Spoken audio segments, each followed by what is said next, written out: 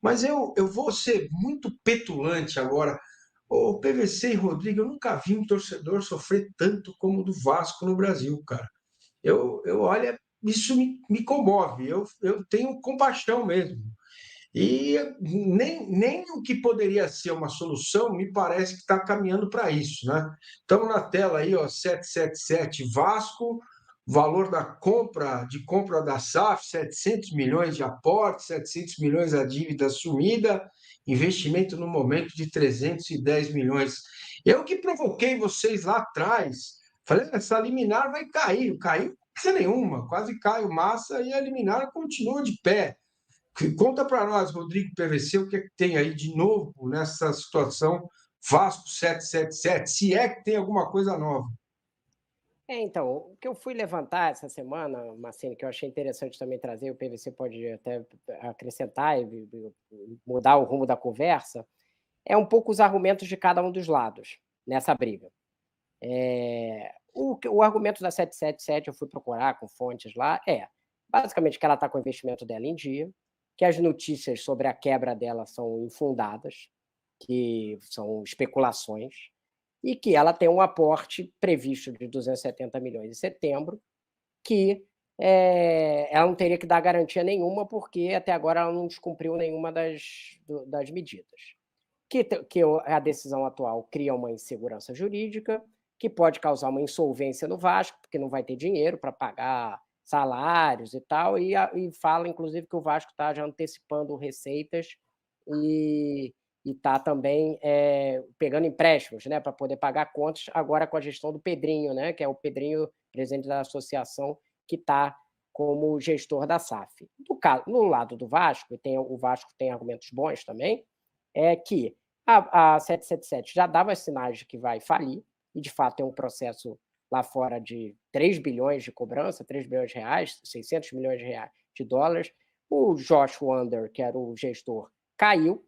Hoje em dia você não sabe nem quem é o gestor de fato da 777, e o Vasco Associação perguntou para a 777 quem é o seu gestor, e eles não disseram que não tinham que responder, o que de fato não faz o mínimo sentido. Você tem que saber quem é o controlador do grupo que controla o time que está aqui disputando o Campeonato Brasileiro. Não dá para não saber quem que está mandando isso aí. Não dá.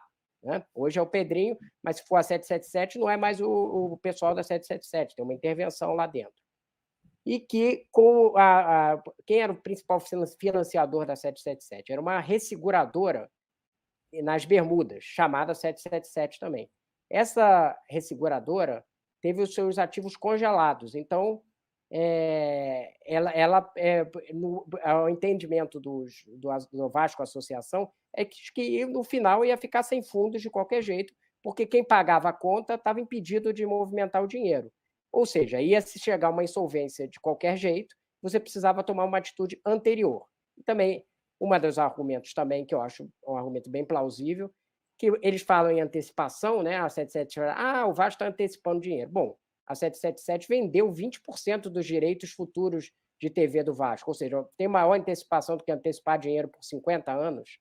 Então, tem argumentos dos dois lados, e o problema é que, enquanto esses argumentos vão correndo na justiça, e uma hora alguém vai ter razão, hoje em dia é o Vasco Associação, você está no enrosco que você vai ter dificuldade de gerar financiamento para o clube no momento delicado da tabela.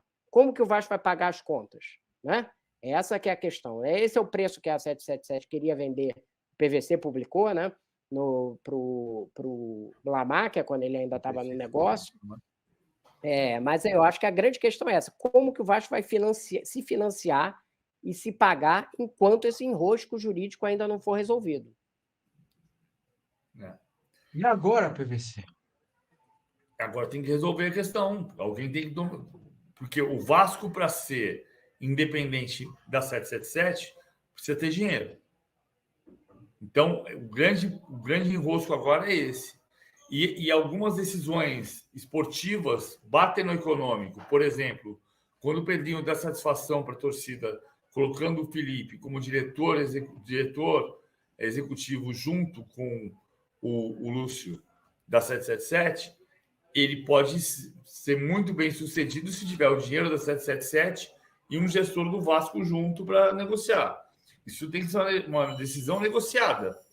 Se você disser, ó, o Lúcio Barbosa e o Felipe vão negociar, vão trabalhar com qual dinheiro? Nenhum. Então não funciona.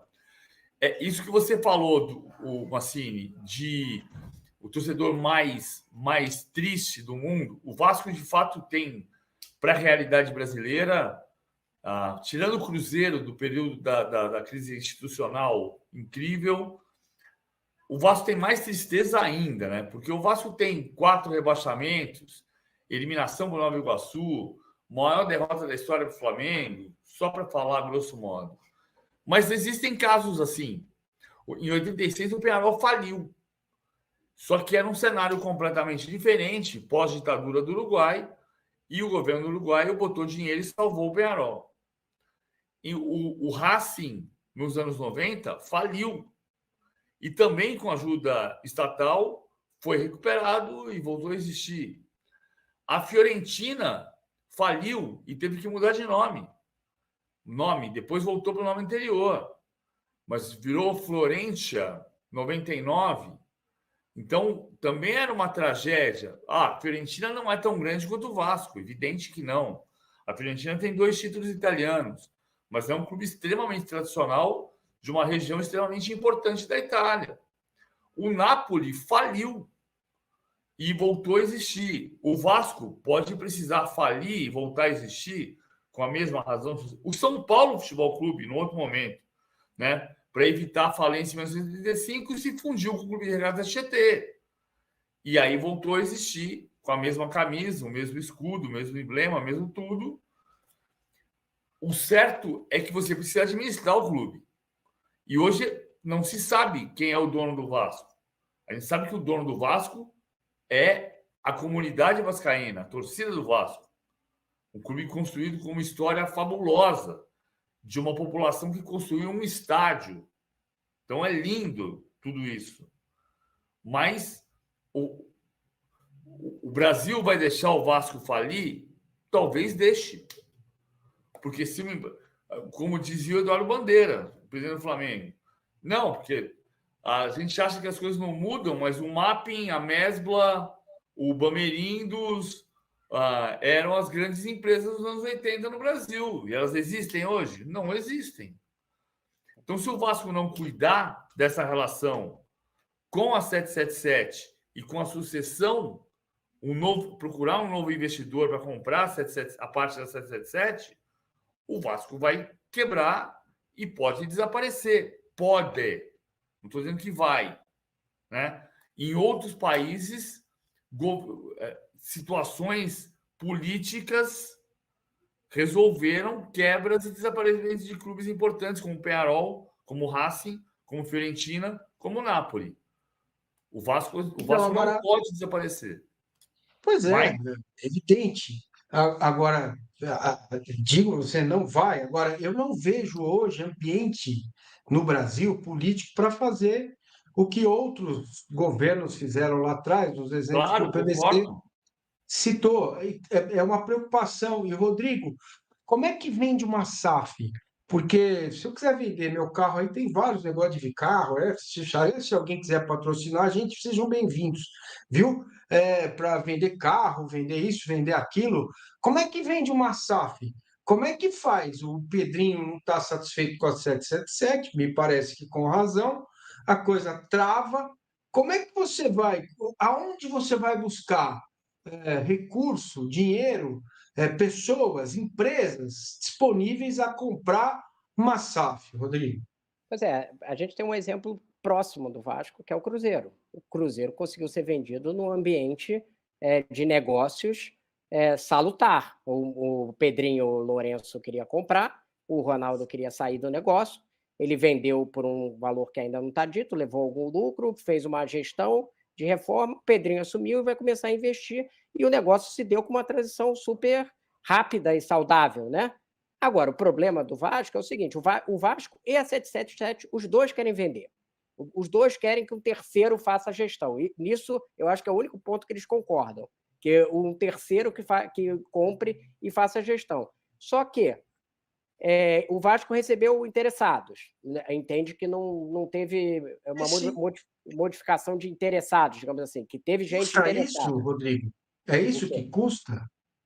Foi o pedido feito pela 777, né? O problema é que esse valor não está mais valendo, porque não é mais a 777 que negocia. Quem negocia? A questão que você falou do carro que você vai vender, quem está vendendo? Quem é o vendedor do carro? É exatamente isso.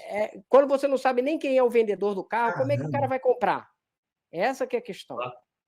Então, assim, enquanto você não tiver uma definição jurídica de quem que vai vender, se quem vai controlar a operação da venda vai ser a 777 ou vai ser o Vasco Associação, mesmo que existam interessados, vai ser complicado você fechar um negócio, porque ele vai estar sujeito à arbitragem ou ao Tribunal de Justiça mudarem o cara. Eu fechei o negócio aqui, estou comprando Vasco por esse valor, 120 milhões de dólares. O PVC comprou, mudou de camisa e tal, e agora ele está comprando o Vasco. Aí depois disso, o que acontece? O PVC vai chegar lá e falar assim: cheguei aqui para assumir a gestão. Aí ele falou assim: não, mas acabou de sair uma liminar aqui dizendo que quem está mandando é o outro, e não quem te vendeu. Como é que fica?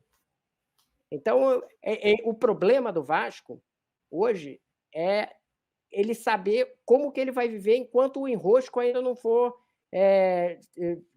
Não desfizerem o nó que está posto jurídico. E a impressão que dá, visto que você tem um Tribunal de Justiça mais uma arbitragem, é que vai demorar.